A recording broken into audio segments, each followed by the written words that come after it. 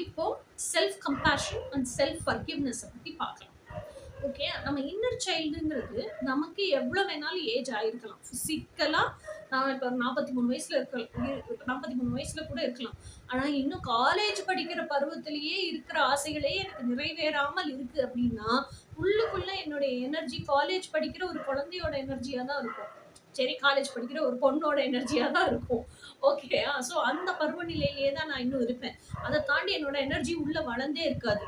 ஓகேயா? ஸோ அப்போ இந்த self compassion and self forgiveness அப்படிங்கிறது என்னன்னா, நம்ம செல்ஃப் அனாலிசிஸ் ரிப்போர்ட் எழுதுவோம்ல.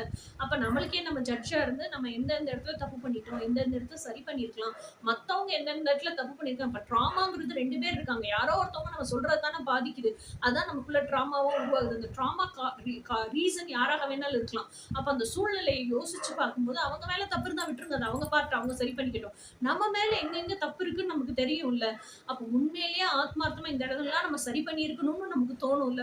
அப்போ உட்காந்து கில்ட்டியா ஃபீல் பண்ணிட்டு இருக்கக்கூடாது. செல்ஃப் ஜட்ஜ்மெண்ட்ல இருந்து செல்ஃப் கரெக்ஷன் மோடுக்கு தான் போகணுமே தவிர, செல்ஃப் ஜட்ஜ்மெண்ட்ல இருந்து செல்ஃப் கில்ட்டுக்கு போகக்கூடாது. ஓகே. அப்ப செல்ஃப் கரெக்ஷன் மோடுங்கிறது என்னது? அப்படின்னா, சரி இது நடந்துருச்சா? நம்ம பண்ணிட்டோமா? அன்னைக்கு இருந்த புத்திக்கு, அன்னைக்கு இருந்த மெச்சூரிட்டிக்கு நம்ம பண்ணிட்டோம். இன்னைக்கு தவறுன்னு உணர்ந்துட்டோம்ல. இனிமேல் லைஃப்ல அத ரிப்பீட்டே பண்ணக்கூடாது அப்படின்னு கம்பேஷனேட்டா உங்களுக்கு நீங்க அந்யோன்யமா இருந்து உங்கள நீங்க ஸ்நேகமா நேசிச்சு, சரி இந்த தப்பு நடந்து போச்சு. Past is past. போனது போகட்டும் விட்டுரு. இது முடிஞ்சு போச்சு. இனிமே இந்த தப்ப நீ வாழ்நாள்ல என்னைக்குமே ரிப்பீட் பண்ணக்கூடாது. அப்படின்னு உங்க புத்தி உங்களோட இன்னர் சைல்டுக்கு இந்த இந்த ஹீலிங் பூரா யாருக்கு நடக்குது? இன்னர் சைல்டுக்கு நடக்குது. புத்தி வந்து என்ன செய்யுது? இன்னர் சைல்டுக்கு இது ஃபுல்லா ஹீலிங் குடுக்குது. இந்த புத்திக்கு யார் சொல்லிக் குடுக்குறா? மனசாட்சி சொல்லிக் குடுக்குறாங்க. ஓகேயா?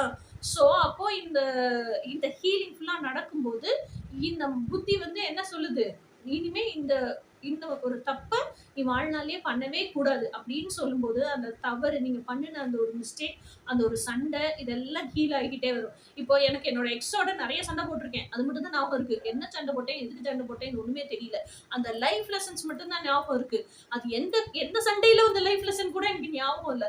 ஸோ இந்த ஸ்டேஜ்க்கு வரும்போது தான் யூ ஆர் ஹீல்ட் கம்ப்ளீட்லி அப்படின்னு அர்த்தம். இன்னொன்னு, நீங்க அவங்கள ஃபர்கிவ் பண்ணியிருக்கீங்கங்கிறது எது ப்ரூஃப் அப்படின்னா, அந்த விஷயத்தையே மறந்து போயிடுறீங்க பாருங்க. அந்த விஷயத்தையே சண்டையே மறந்து போயிடுறீங்க பாருங்க. ஃபர்கிவ் அண்ட் ஃபர்கெட் தான். அது ஃபர்கெட் ஆயிருச்சுன்னா தான் ஃபர்கிவ் பண்ணியிருக்கீங்கன்னே அர்த்தம். அது ஃபர்கிவ் பண்ணியிருக்கீங்க அப்படிங்கிறது எதை வச்சு தெரிஞ்சுக்கலாம் அப்படின்னா, உங்களை நீங்க செல்ஃப் கம்பேஷனோட ட்ரீட் பண்ணும்போது தான் உங்களுக்கு ஃபர்கிவ் பண்ற அளவுக்கான ஸ்பேஸ் நீங்களே உங்களுக்கு ப்ரொவைட் பண்ணிக்கிறீங்கன்னு அர்த்தம். ஓகேயா? இதுதான் செல்ஃப் ஃபர்கிவ்னஸ். இதுதான் self compassion and self forgiveness. Okay.